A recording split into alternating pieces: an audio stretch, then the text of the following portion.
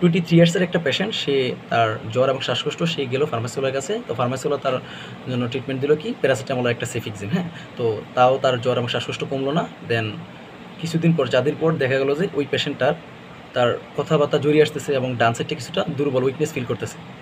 সেজন্য সে চলে গেল কি এমবিবিএস ডাক্তার দেখানোর জন্য। তো ডাক্তার তার পালসটা ঠিকমতো না দেখলেও তার যে ক্লিনিক্যাল ফিচারগুলো, হ্যাঁ, এই ক্লিনিক্যাল ফিচারগুলো দেখে স্ট্রোক সাসপেক্ট করে তাকে একটা সিটি স্ক্যান আর একটা এক্সরে করতে দিল, চেস্ট এক্সরে, হ্যাঁ।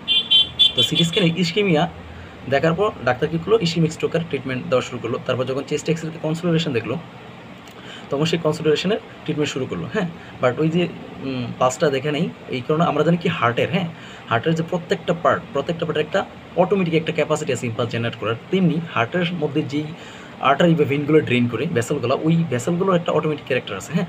এখন এই যে পেশেন্টটার নিউমোনিয়া ডেভেলপ করছিল কনসিডারেশন, এই নিউমোনিয়াতে কী হয়, আমার লাংস ইনফ্লামেশন ডেভেলপ করে। ইনফ্লামেশন ডেভেলপ করার কারণে আমাদের ব্রেথ রেটটা অনেক বেড়ে যায়, মানে প্রচুর শ্বাস প্রশ্বাস নিতে হয়, ব্রেথ রেটে বেড়ে যায়।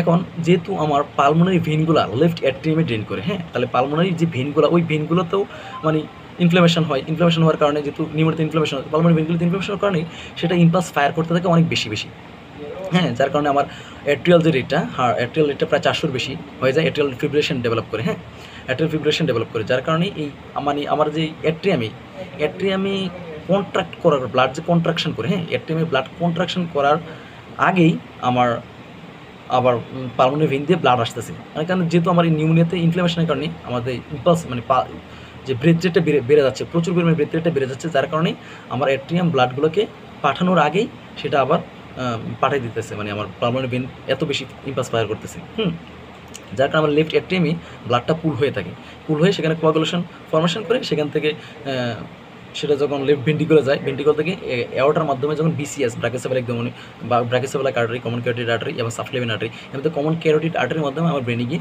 সেটা স্ট্রোক ফর্মেশন করতে, অ্যাম্বুলাস হয়ে সেটা স্ট্রোক ফর্মেশন করতে পারে, হ্যাঁ। তো নর্মালি যদি আগে এই জন্য আমাদের নিউমোনিয়ার পেশেন্টদের অবশ্যই কী দেখতে হবে, পালসটা দেখতে হবে। পালস যদি ইরেগুলার থাকে, তাহলে অ্যাট্রিয়াল ফিব্রিলেশন চিন্তা করে আমরা বা একটা ইসিজি করতে দেবো, সেখানে অ্যাট্রিয়াল ফিব্রিলেশন চিন্তা করে অ্যাট্রিয়াল ফিব্রিলেশনের ট্রিটমেন্ট শুরু করলে হয়তো পেশেন্টটার ইসকেমিক স্ট্রোক বা এই ধরনের সমস্যা থেকে বাঁচা যায়।